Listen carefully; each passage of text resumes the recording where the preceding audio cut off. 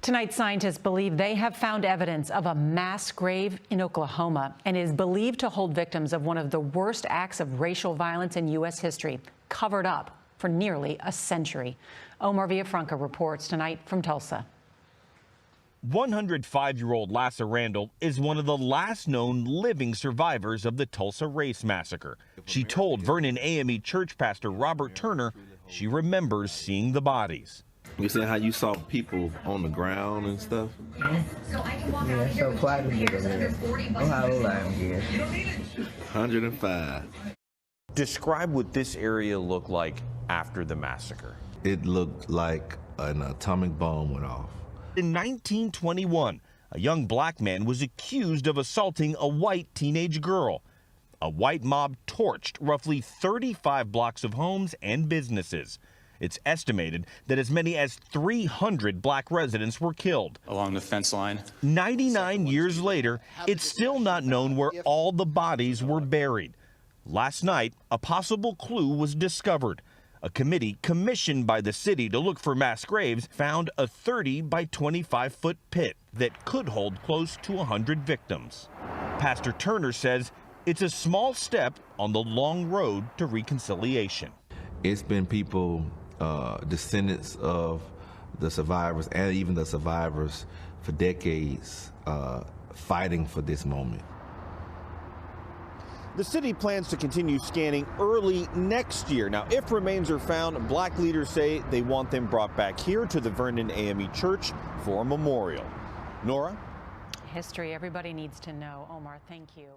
Tonight, Nicole Poole Franklin. You've seen her over the last few days. She's the woman who admitted to running over a 14-year-old girl earlier this month because she says she was Mexican. She is now accused of a second hit and run, this time involving a 12-year-old boy. And investigators say that incident happened just an hour before the first one. It was back on December 9th. Witnesses say the SUV sped up, went off the road onto the sidewalk, and then hit that boy. This happened at 6009 Creston Avenue in Des Moines. Franklin is still in jail tonight, charged with attempted murder in the first incident, and is held on $1 million cash-only bond. Now, the second attempted murder charge comes just a day after Franklin was charged with a hate crime for a separate incident that happened later that same day. It happened at this gas station, the Conoco, near First and Maple. Officers say she assaulted a clerk and yelled racial slurs. Surveillance cameras showed her taking items and either eating or concealing them.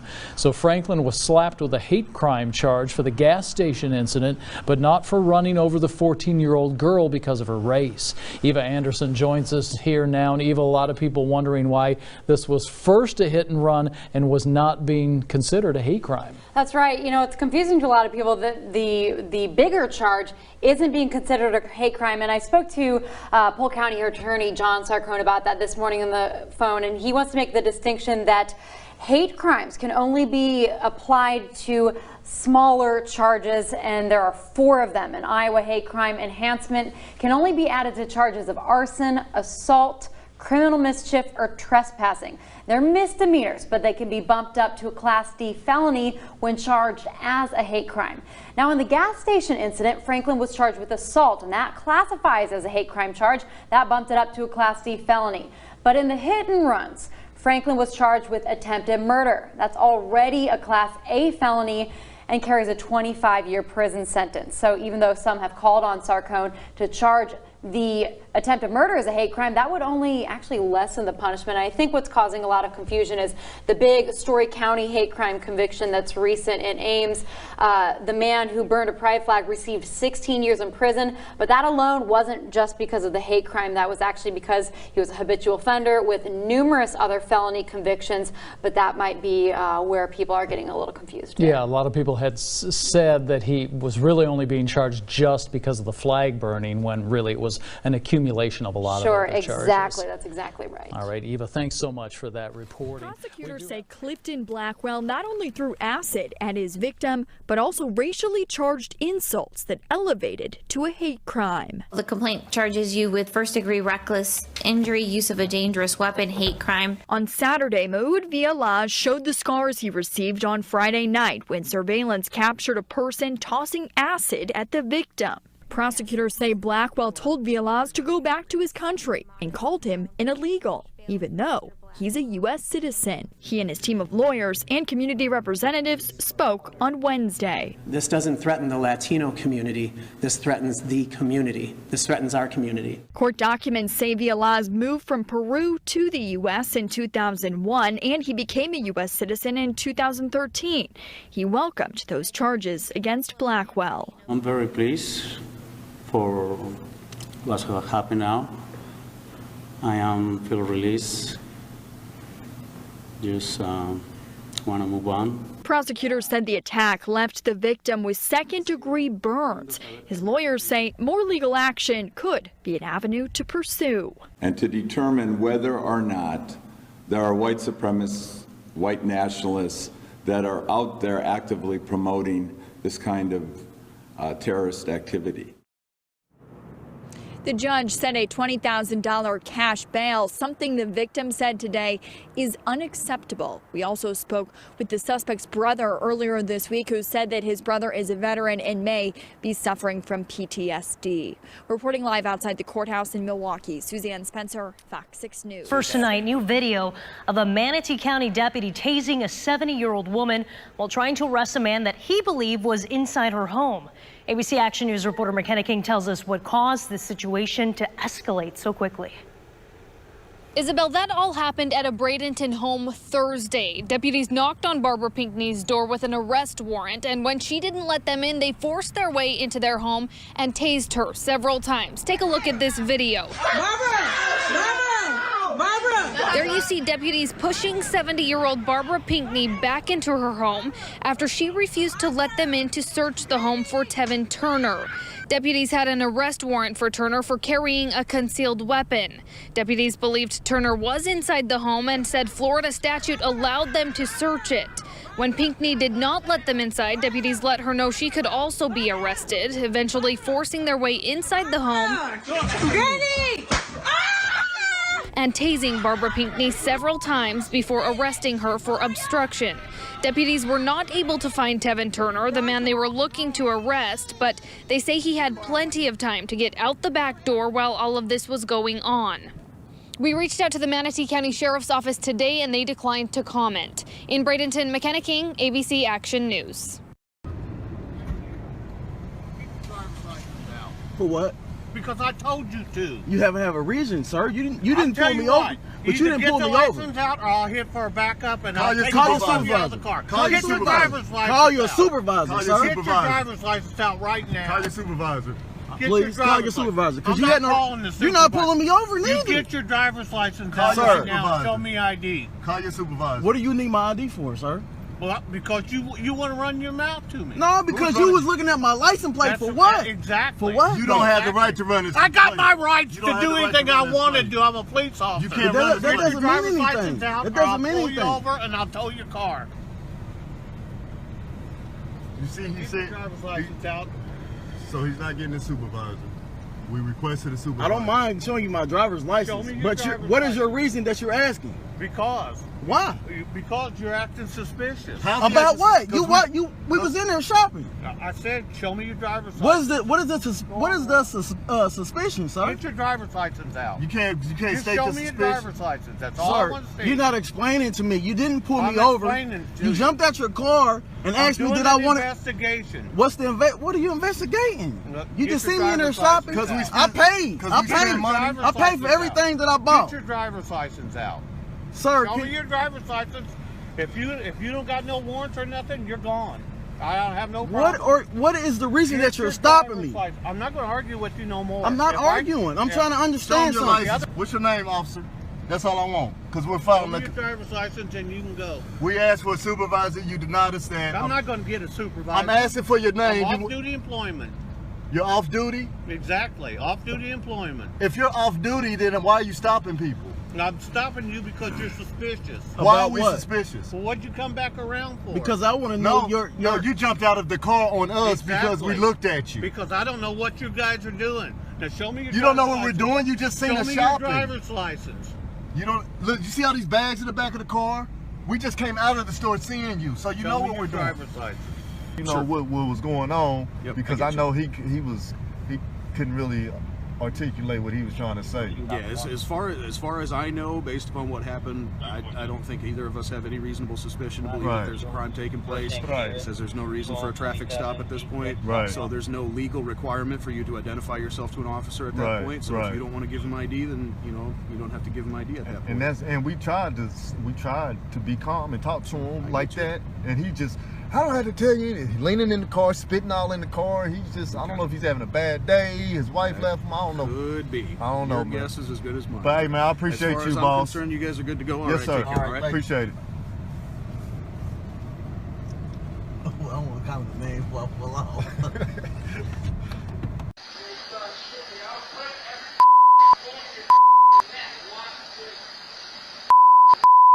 This is the NYPD officer who admits to using that racist language while breaking into the family's home at 2:30 one morning in July of last year. 26-year-old officer Michael Reynolds said in court that he'd had way too much to drink before committing the crime in Nashville, Tennessee, where he was visiting for a bachelor party weekend. He was charged with assault and aggravated burglary, a felony. He eventually pled no contest to the lesser charges of aggravated criminal trespassing and assault and was convicted earlier this month.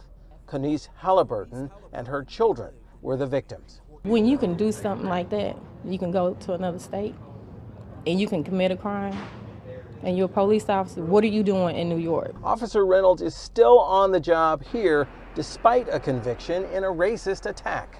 If it were anybody else in any other profession, they would have lost their job. If he gets a chance to keep his job, it stains the whole force everywhere. In 1 week, more than 11,000 people have signed a petition calling for Reynolds to be fired.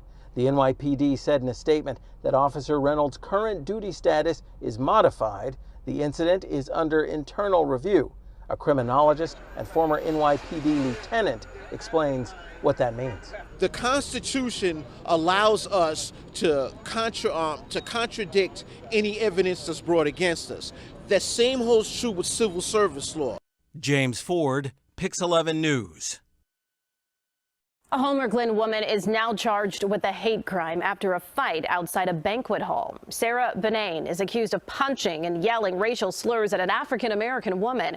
The Will County Sheriff's Office says she also hit a deputy before being arrested. Her boyfriend, Lucas Harnick, was also charged with resisting arrest. This story is absurd. Oh my goodness. So I just want to say that this story is completely emblematic of just the clown justice system that we have right now. If you haven't heard the story, we have this man, a black man, Willie Nash, age 39, who is in jail for a misdemeanor charge in Mississippi jail. Now, for those of you who are a little iffy on me mentioning that he's a black man, this is Mississippi.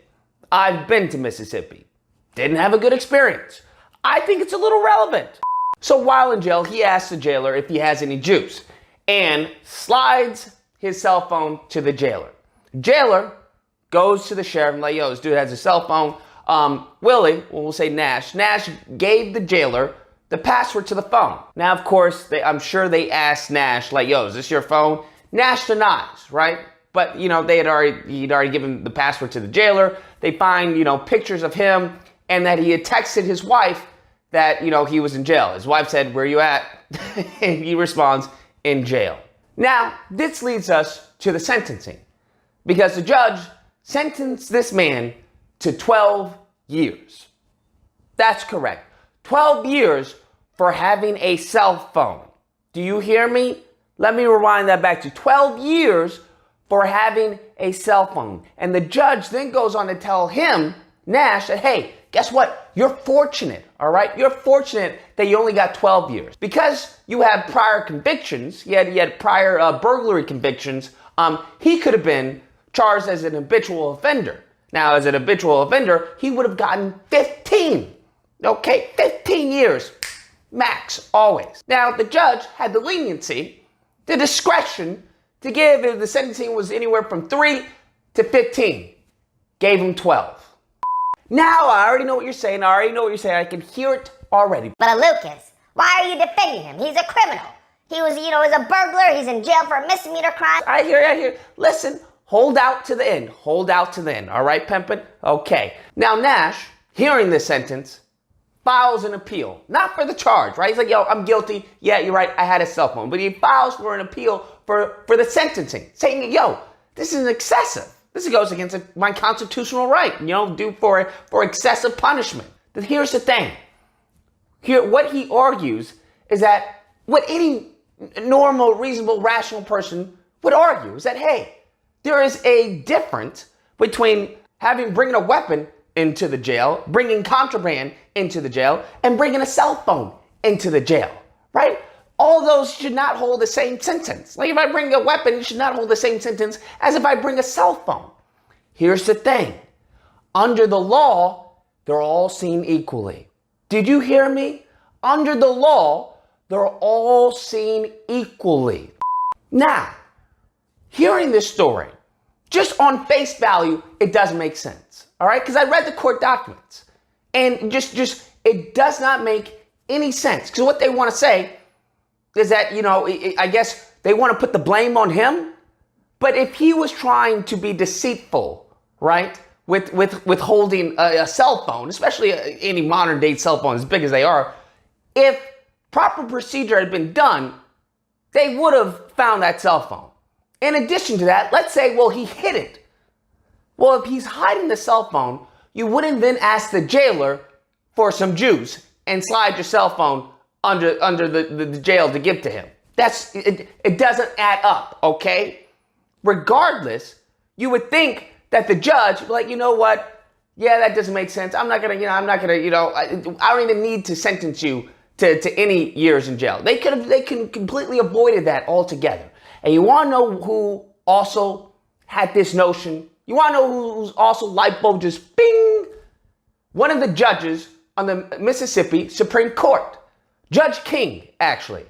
Judge King writes that, hey, that this demonstrates a failure of our justice system.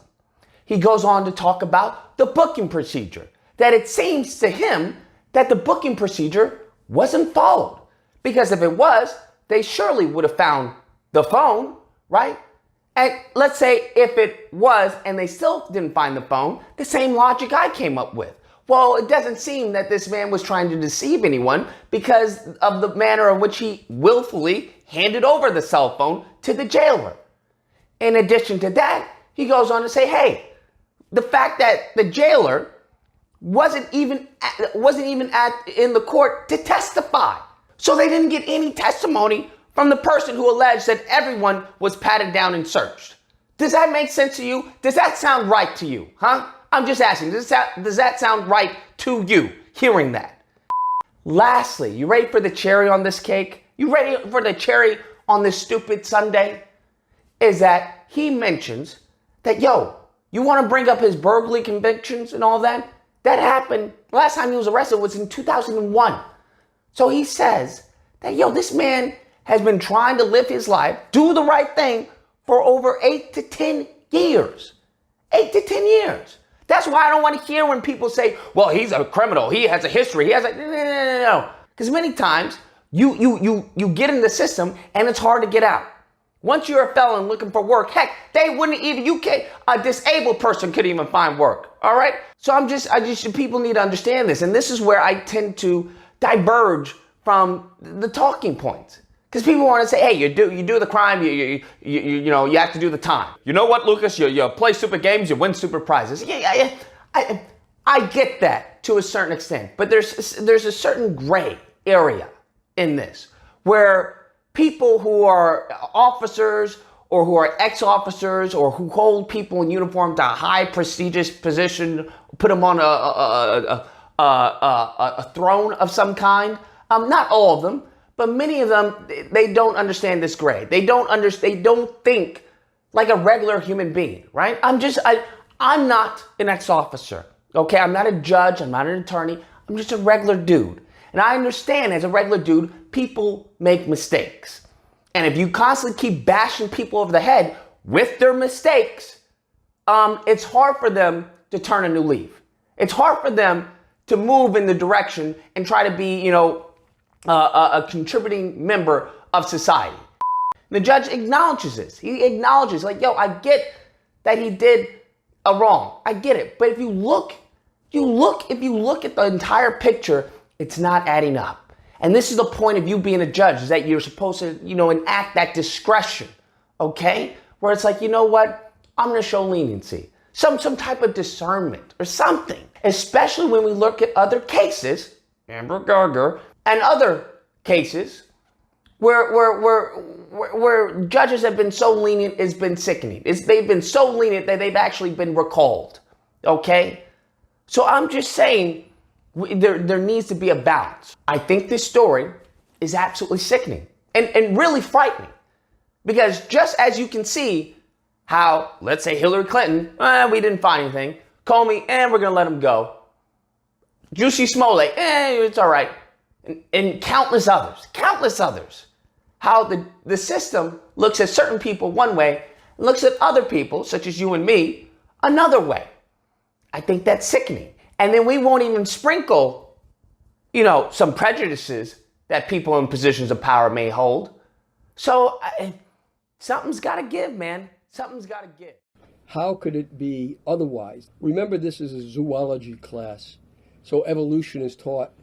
The parents of 4 black high school students are filing a federal lawsuit against the Longwood School District in Suffolk County after a science teacher created a slideshow that included a picture of a gorilla with an image of the 4 teens with a monkey see, monkey do caption. I didn't know that they were going to put it in that perspective and show us compare us to monkeys. The teacher took the pictures at the Bronx Zoo during an advanced zoology course field trip. Just before December break, he presented it in a PowerPoint to his classes. The 4 students say they were humiliated when they saw themselves. I said they had us like slaves. I posted it on my Snapchat on social media, and he asked me to take it down. He says he was threatened and pressured by administrators to delete the video or face suspension. This is institutionalized racial superiority. Us African Americans been through this already, and it's coming back again about us being compared to monkeys. I don't think we should be compared to any animal. Longwood administrators say the zoo field trip and slideshow have been going on for the past decade, and that students of all races have been asked to pose for the monkey see photos, something the district is now calling culturally insensitive. The teacher was defended as a good man who made an honest mistake with no malice intended. We are going to be asking for at least $12 million. My temperature went, my hair on the back of my neck stood up. I was like, are you kidding me? This is an educator? The parents said they were shown slideshows this week of years past and noticed another troubling photo. The line caption, it was a picture of a lion, then it was 3 black young ladies, and then it said, not all animals are cute. School officials and the teacher hope to meet with the parents and students. The 4 teens have been encouraged not to return to science class since the incident. From Miller Place, Long Island, Jennifer McLogan, CBS 2 News. Wrongful conviction overturned. After nearly 3 decades behind bars, a Philadelphia man is free tonight. Eyewitness News reporter Kimberly Davis joins us from the district attorney's office with his story. Kimberly? Yuki and Jess, Bilal tells me he knew this day was coming, but it hasn't quite hit him yet that he has finally regained his freedom that was wrongfully taken 28 years ago. Someone once told me, he said, don't dig in, dig out. So my whole focus was to get out of jail. Theopolis Wilson, who goes by Bilal, is finally a free man after being convicted of murders he did not commit. Life in prison without the possibility of parole was Bilal's fate up until Tuesday morning, when a Philadelphia Court of Common Pleas judge vacated the conviction. It's bittersweet. Sometimes you have survivor's guilt because the people you're leaving behind that's also actually innocent and have been done wrong. Bilal was 19 years old when he was wrongfully convicted of 3 murders. According to the Philadelphia District Attorney's Office, he spent 28 years in prison due to prosecutorial misconduct, a critical witness who supplied false testimony, and ineffective assistance of counsel. Bilal says he made the most out of his time behind bars. I turned jail into Yale, prison into Princeton, and a big house into Harvard. So what I did was I turned it into an institution of learning for myself. He never gave up, and neither did Greenberg Drawrig and Phillips Black law firms. This fall, they filed a petition to exonerate Bilal, which the DA's office supported. Now Bilal has a message for others who are fighting wrongful convictions. Keep your head up, get down that law library, and most of all, pray. District Attorney Larry Krasner released a statement earlier today, reading in part, this office determined that the 1992 conviction of Mr. Wilson for the 1989 murders of Kevin Anderson, Gavin Anderson, and Otis Reynolds lacked integrity. Now, while Bilal was incarcerated, he developed a passion for law. His former attorney with Phillips Black Law Firm says she plans to allow Bilal to help her free other wrongfully incarcerated people in the future.